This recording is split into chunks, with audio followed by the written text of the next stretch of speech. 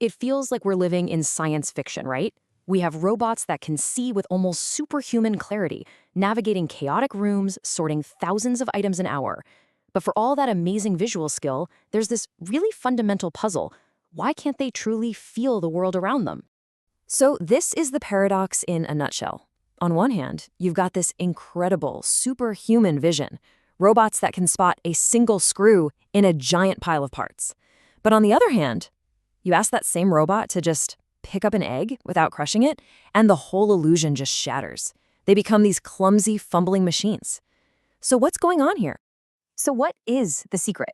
What is this magic ingredient in our own sense of touch that we find so incredibly difficult to build into a machine? Now, your first instinct might be to think of touch as just, a simple map of pressure points. But if it were that easy, we would have solved this problem years ago. The reality is, well, it's so much more complex and, frankly, a lot more beautiful. The real magic is in our skin. It's not just one sensor, it's a whole network of them. We have some that detect vibration, others that sense when our skin stretches, others that can feel the finest textures. But here's the crucial part. Touch isn't passive, it's an active exploration. Think about it. You don't just place your hand on something. You press, you slide, you adjust your grip. You're constantly interacting with the world to build this rich, detailed perception from all that raw data. And this sense is just so fundamental to who we are. It is the very first one we develop, starting around 8 weeks in the womb. So before we can even see or hear, we're already exploring our world through touch. It's how we first learned the absolute basic physics of reality, things like weight, resistance, and support. And all of this leads to a really big idea, and it's captured perfectly by the robotics researcher Perla Mylino. We tend to think of intelligence as something that happens exclusively up here, between our ears. But what if our bodies are a key part of our intelligence too?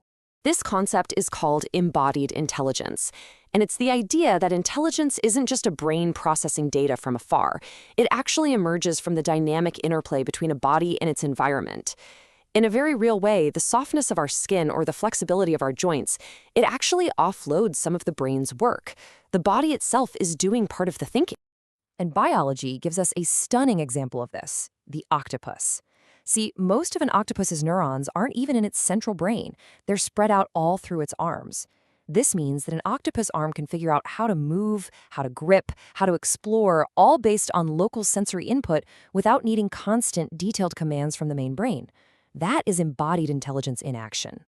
And that's really been the problem with robotics for a long time. For decades, we've basically been building these disembodied brains on wheels, trying to avoid physical contact.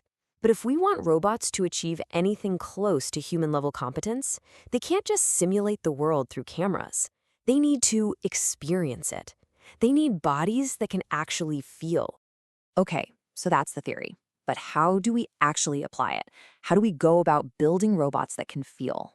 Well, let's look at a fantastic real-world example. It's a robot called Mona, and it's a patient simulator.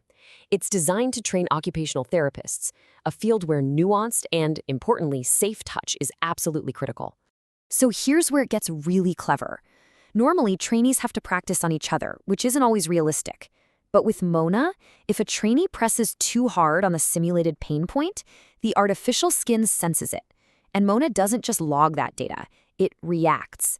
It might say, ouch, but even more importantly, it gives physical feedback. A limb might resist, or the body might actually hitch. This is the kind of realistic embodied feedback that was just impossible to get before. So Mona shows us what's possible in a lab setting, but what about the future? How does this technology make the leap from the lab into our own homes? Well, one of the biggest potential applications is in social care. As our populations get older, many of us will find ourselves having to physically support relatives, often without any formal training. So just imagine a care robot that could safely help lift or support a person, allowing them to stay in their own home for longer. That's something that requires an incredibly sophisticated and sensitive sense of touch. So if the need is so clear, why aren't these robots in our homes already? Well, the barriers are pretty substantial. Development costs are enormous, safety requirements are incredibly strict, and right now, there isn't a clear commercial market to really drive the process of turning research prototypes into regulated products. But, progress is being made. For a little glimpse of what's on the horizon, you can look to Japan's IREC robot. It's one of the most advanced prototypes out there, and it's been designed specifically for elderly care as part of a huge national research initiative.